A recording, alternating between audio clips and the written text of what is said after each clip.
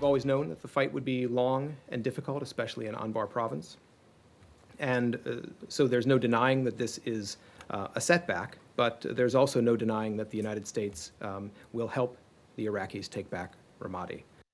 The words honestly shocked no one in the intelligence community that the Iraqi city of Ramadi had been completely overrun by ISIS forces.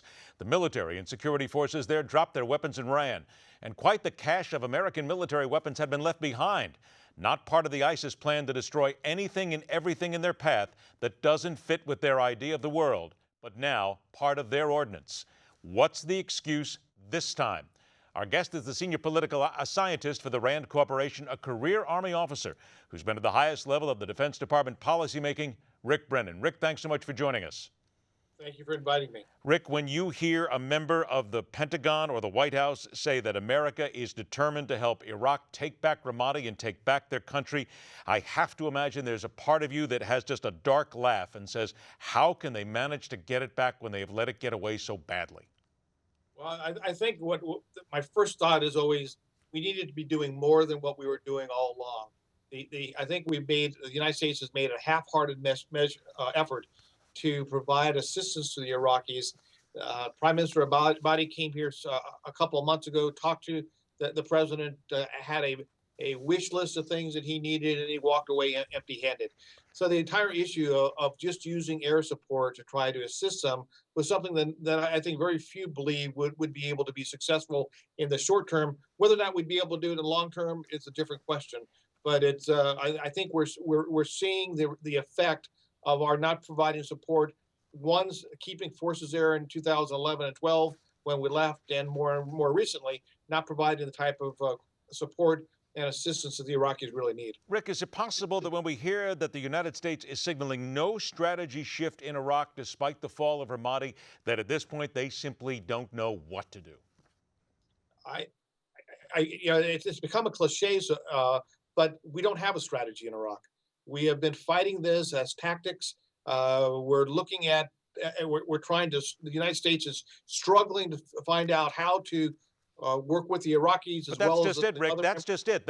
We have no idea. If you were to look at it right now, the way it is to stay away from the cliches as much as we can, it would seem at least that they don't have any clue where to go from here. They are completely backed into a corner and are just clueless.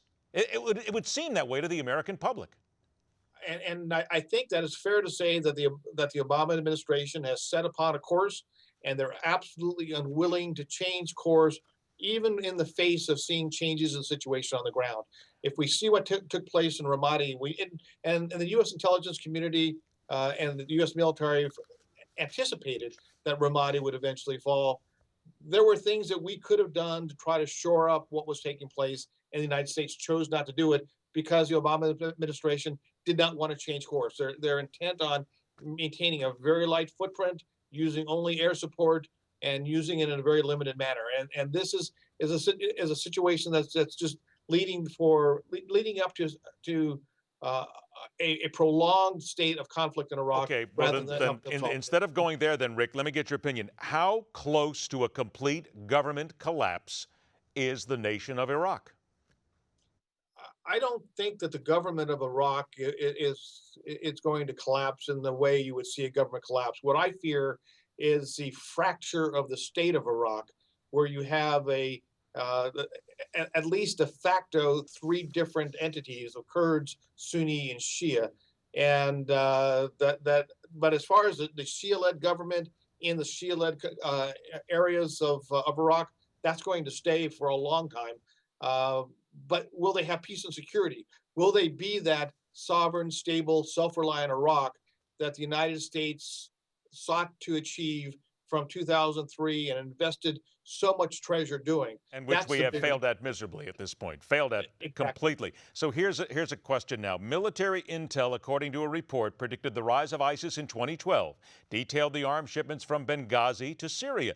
So this was 17 months before the president called ISIS a JV team. Was this completely ignored, or is it possible that we're just looking at terror neophytes in the White House who just couldn't come to grips with this? I believe there are people who didn't want to believe the intelligence that was being provided. We have to remember that intelligence is not, you never know everything. you have bits and pieces and you put together a mosaic from that. And several months ago, General Hayden, the former director of the DIA, said that in his opinion, that the Obama administration had willful ignorance of the intelligence that was being provided to them. And that's a very harsh statement coming from such a senior person who was a career officer, a career intelligence officer who served in Democratic and Republican administrations.